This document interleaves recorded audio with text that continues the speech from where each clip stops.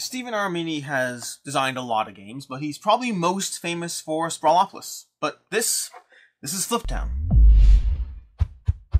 Hi, I'm Alex Radcliffe from Board Game Co., and this is Fliptown. This is a roll and write, or more specifically, a flip and write game that will be on Kickstarter shortly. I think Kickstarter, might be GameFound. There'll be a link down below to all of that, and everything you see here is prototype, subject to change, rules, all components, all that usual stuff. Fliptown is a flip and write game. A flip and write game across 3 rounds as you flip out a variety of cards, going through the sequence of play, trying to choose how to assign those cards in a variety of different ways to a variety of different areas in the game to ultimately start triggering that combo-tastic goodness. This is going to be one of those games where I have the same problem trying to cover and explain it as I do many other games in the genre, because we have a whole lot of tiny little boxes, we have a whole lot of interactions. If you do this here, it moves there, it moves there. We'll try to go to some high-level overview of all the elements, but the basic idea is you're going to be flipping out 3 cards. You're going to be doing that 5 times in each round across 1, 2, 3 different rounds of play. When you flip out those cards, you're going to be assigning those cards. Each of those 3 cards is going to be used for something, but you're going to start the game off by, you're going to start the round off by putting a sheriff face down over there. You're going to have the 3 cards that go face out, and then you're going to choose and assign those to various areas. The suit of one card, so either heart or clubs in this case, defines where you can go. It defines which of the 4 areas on the board you can go, whether the trail track over here, the Badlands, the mine, or the various businesses in town. These are 4 separate areas you can go ahead and utilize, and the suit defines what you're going to, which of those areas you're going to go to. The number defines what you're going to do in that area, and then finally the last card gets assigned as the poker value that you'll be adding down here. So for example, let's pretend that I want to go ahead and go to, let's pretend I want to go to town. So I'm going to go ahead and assign this card over here as the suit card. I'm going to go to town with the suit card. And then once I'm going to town, which is this area over here, I can then either use the jack to go down over here, or I can use the 10 to go down over there. I think I'm actually going to go ahead and use the 10. It's a nice early card to get out. And we'll go ahead and mark down that I've unlocked, if I can pry out this marker here, I'm going to go ahead and get the building bonus for getting to that building the first time. I'll get a sheriff star. I'm going to choose an outlaw to hunt, and let's go ahead and choose, I don't know, let's choose queens, okay? Not jacks, that's important, but we'll go ahead and choose queens over here. We'll mark this off over here. We mark off the queens, and every single time we successfully hunt the queens, we're going to go ahead and get a bounty over there. That's a building. It gives us an ongoing benefit. The jack, on the other hand, is going to get assigned over here. Well, I'll mark down the jack. I'll circle the suit, and I have a jack of hearts. You see, across the 5 rounds of play in each round, or across the 5 turns within each round, you're going to be building out a poker hand. That last card goes towards that poker hand, so now I'm mindful of the fact that I might want hearts for a flush. I might start trying to go for a royal flush if I'm able to, although that will be harder because, well, a royal flush is still possible, but a 10 is going to stop me from getting the other flush, the straight flush. But we have a bunch of poker hands we're building out across those 5 rounds, and let's go ahead and deal the next set of cards. So, we have the next set of cards. I took an action over here. Let's not worry too much about what the action does. Over here, I'm already realizing that I'm going to lose. I'm going to lose that straight flush over there. I have a 10, 7, and 3. I can start going for pairs. I think I'm going to probably incline to take that 10 in the poker card. This at least gives me the possibility for straight still. There are ways to modify and adjust the numbers and the suits of cards by paying gold over here. You can go ahead and adjust the numbers and the suits by giving up gold you'll be earning across the course of the game. That 7 and the 3, I can continue going to town with the 3, or I can use that 7 to go to the Badlands. The Badlands will give me the opportunity to start robbing things. In the Badlands, you are, well, trying to rob various chickens and cows and stagecoaches and trains, each one getting progressively more hard, but also giving you better rewards. So the Badlands is an area where you go ahead and have the opportunity to rob from various areas, drawing cards. So if I go ahead to the Badlands with a 3, I can go ahead and rob that chicken over there. Let's draw a card and see if I'm able to successfully rob it. And I should be able to rob that over there. And we'll go ahead and mark that down.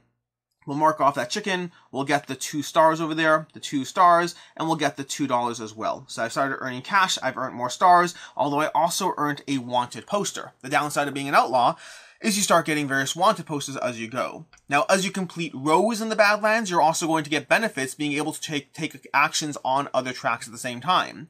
In town, whenever you unlock a building, you get an ongoing benefit that makes various other elements of the game easier. And whenever you go to a building for the first time, you get that one-time benefit on the building the first time you go there. Many of the buildings in town, there's reasons to go towards multiple times, but you only get that initial benefit one time. When you go to the mine over here, the mine's going to give you the opportunity to start moving progressively further and further down the mine, getting various benefits, but also getting endgame scoring on the final track, But the mine dictates the mine you need a diamond to go to, but then you also, the number of the car determines which shaft you are slowly progressing down, and you have to be able to trace a pathway back to the surface. So you'll start earning bonuses. Maybe I'll go ahead and get that hammer over there, which is another hammer over here, or a pickaxe or a hammer. Looks like a hammer. I'll go ahead and get that gold. Mark that off over there. I'm starting to earn my gold, my cash, my stars. I'm starting to get wanted, which is not good for the end of the round sheriff because they're going to try to arrest you based on how many wanted symbols you have and the card that the sheriff is.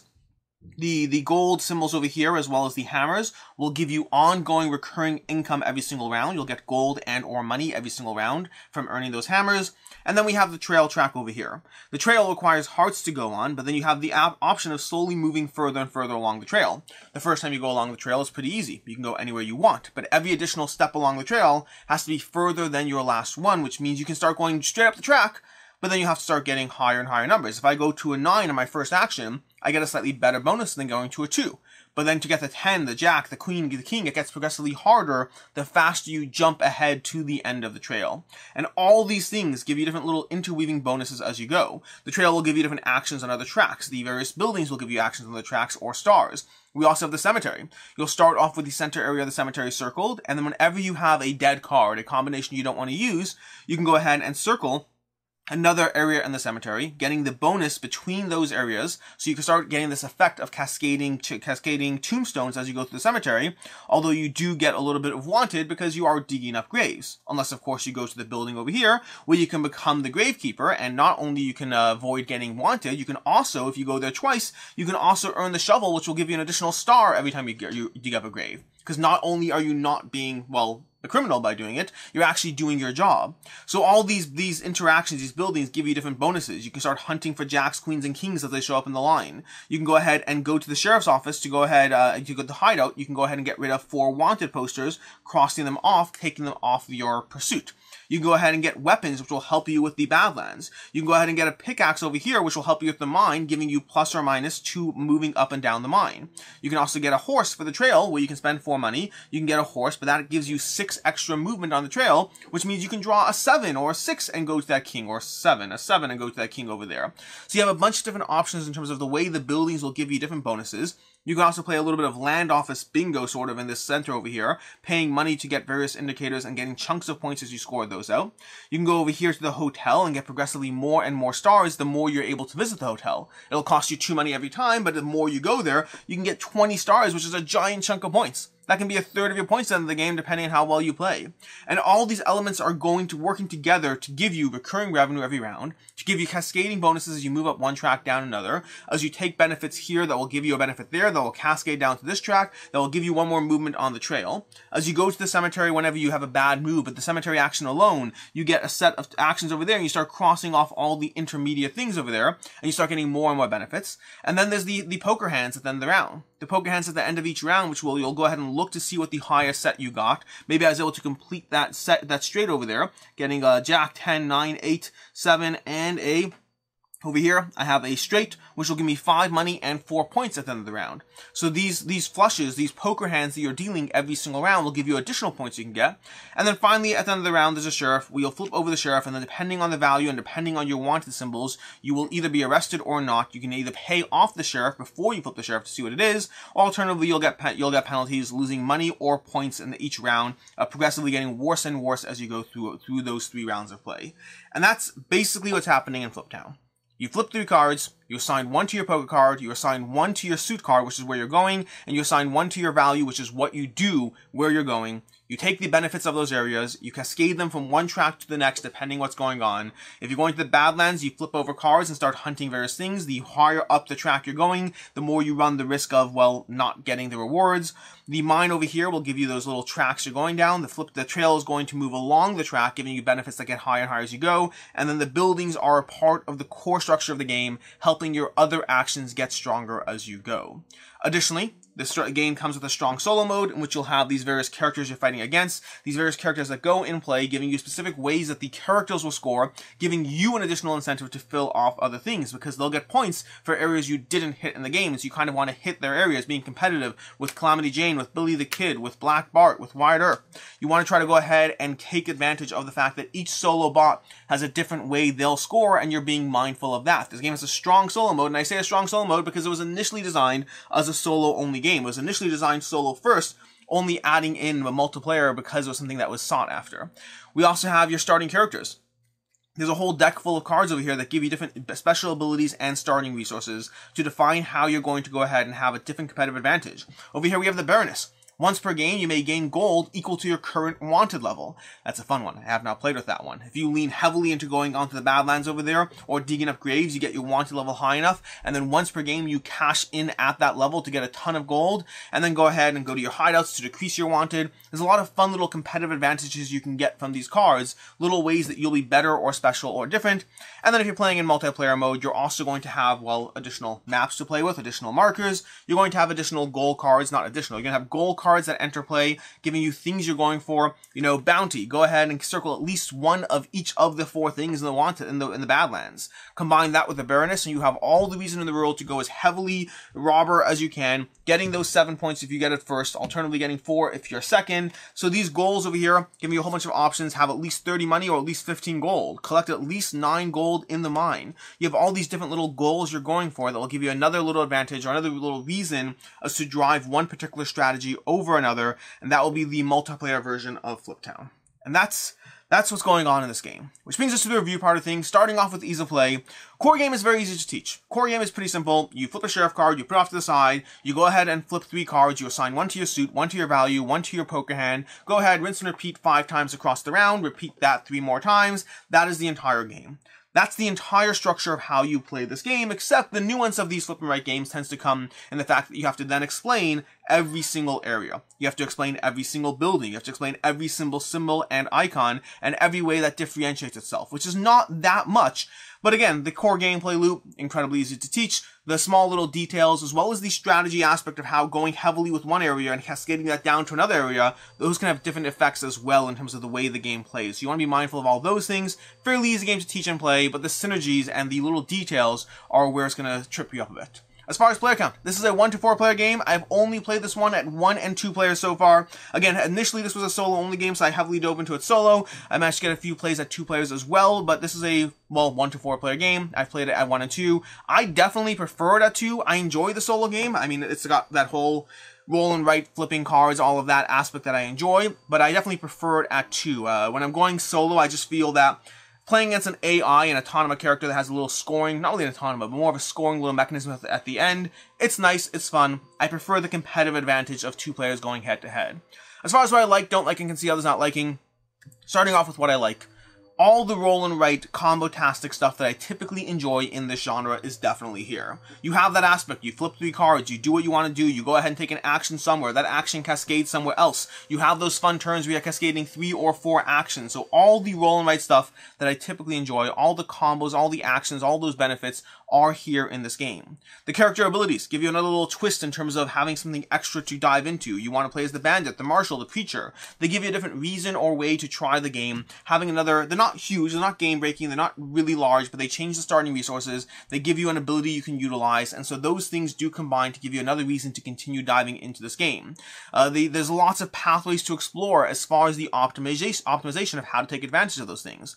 Going heavily on buildings with a cascading into the Badlands. Going heavily down the trail with a little bit of combination through the mine. Going directly into the Undertaker to level up the Undertaker, and then heavily going cemetery. There are clearly a lot of pathways forward that will give you opportunities to score a lot of points, a lot of ways to build out your upgrades, and to find different options that all combine in different ways to give you that desire to continue diving into it, to continue finding patterns or ways to optimize and improve upon your last score.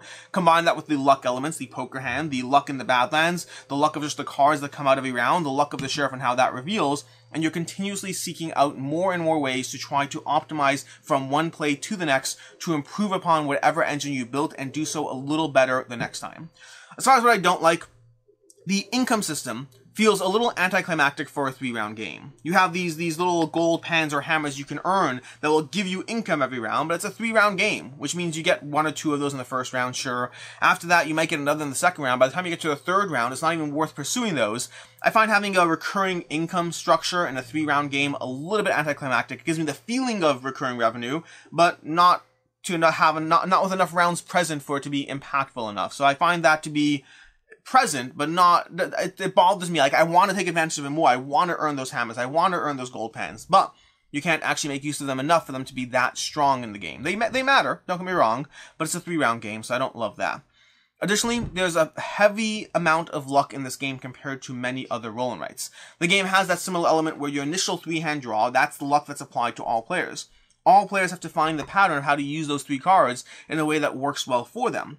But there's other areas of luck in this game that are a little bit more frustrating or a little bit wider of a range than you might be expecting in a typical roll and write game, including the Badlands, where everything you rob, you might go ahead and rob that number 10 train or the king train over there and actually pull it off, which would be great. You might be able to do it without the rifles and the pistols. That'd be amazing. But it's also lucky, because stats are against you there. And so you do have that element where robbing something as simple as a chicken you can lose on, and robbing something as complicated as a train you can win on. Plus the sheriff at the end of the round. The sheriff, which while it's applied to all players, at the end of the day, you may have the fact that one player pursued a wanted strategy and got away with it more because the sheriff was a higher card, or you may not. And so you have that balance in play where a lot of elements in the game could affect you or affect other players in different ways, giving you different degrees of how that luck has consequences to different players. So that's something that definitely has a higher degree of luck in this game compared to other roll and writes in the genre. As far as what I can see others not liking, I'm going to heavily lean back on that luck element again. I know I just said I don't like it, but to me it's like a minor element. I don't like it, I don't love it, but I still like the game around it, and it's a minor complaint in an otherwise fantastic cascading benefit game. But if you don't like that luck element, if it bothers you in any way, the things I said, it's the biggest thing I would want to warn you against this game. Past the general idea that if you don't like this genre, if you don't like the genre of roll and write combos, one track into the other track, the flipping cards, if you don't like the genre, you don't like the genre, it is what it is. But if you said, hey, I do like the genre, what's the biggest thing you can warn me about for Fliptown? It's going to be that luck element. The luck element, which is a small little nitpick for me, but might be a huge deal breaker for you because there's a large amount of luck in the game. If you're sitting here thinking, well, I only want to play the most strategic of roll and writes, well, check out Hadrian's Wall. Still has luck, but definitely, less luck dependent than this one is. So that's the biggest thing I would caution you against. As far as final thoughts on this one, Fliptown is a solid game. I really enjoyed it. I dove into it first as a solo game when it was first solo only before it was updated to be a multiplayer game as well. And I really enjoyed it even as a solo experience. Diving into the multiple characters over here, diving in with multiple characters, gives you enough of a reason to dive into it in different ways. And the luck element also bothers me a drop less in a solo experience. Something about luck in general, when I'm playing a competitive experience, I find that luck in a competitive experience can be significantly more irritating in terms of the way it affects one player versus another. Versus in a cooperative experience or a solo experience, I kind of just view it as part of the experience, part of the RNG. I don't have a firm descriptor as to why I feel that way, but solo and cooperative, luck doesn't bother me as much. And so the luck hasn't been a huge issue, but I dove into it. I enjoyed the game. I enjoyed the puzzle. I learned the nuances of some of the ways these tracks intertwine. I love the first time I went heavily on an Undertaker strategy, leaning heavily into the cemetery, getting every single bonus with the Undertaker. It was a lot of fun. The way you have those poker hands, the way you modify cards to go ahead and take advantage of that. You can get 9 points and $10 if you get a royal flush. That can be huge if you're able to get it, which takes some work. It takes some investment. Combine that with the characters that reward you for different strategies, and there's a lot of reasons to enjoy this one. Once I had the chance to dive into it 2 players as well, I really like these goals. These goals that all give you different things to go for, they're a lot of fun as well. They're another thing to be mindful of in the game. I generally appreciate how games like this, how Welcome To, how any other game that I'm not remembering right now, they give you these goals that you drive towards, and then it gives you a reason to pursue different strategies in combination with the character, in combination with the way the cards come out, and that's all fun stuff. Fliptown in general is another solid game in this genre for me. Again, the genre of games like Ganz Clever, like Three Sisters, like Welcome To, like Hadrian's Wall, any of those games, Fliptown is another solid addition in a very different style, heavily leaning into the thematic aspect up to and including the luck elements. This one's a 4 out of 5 for me. Very standard for the genre. I like what these types of games try to do, and I like what Fliptown is doing, or I like the space Fliptown occupies in this series of games. As far as other game recommendations, I mean, anything I said would fit the bill. Any of those roll and writes I said, Welcome To, Ganz Clever, Three Sisters, Fleet the Dice Game, Hadrian's Wall, they're all going to have those elements. It's hard to, there's a certain genre of heavy combo cascadingness in terms of the roll and write, flip and write system. These games all occupy that space, and they all do a good job doing so. And if you're just in it for the Western theme, then I recommend Western Legends. Western Legends from Colossal Games is going to be very, very different than this game, but at least hitting the same Western theme, just with a much more sandboxy, full board game experience. Until next time, I'm Alex Radcliffe from Board Game Co. I hope you enjoyed this video, and as always, have a good one.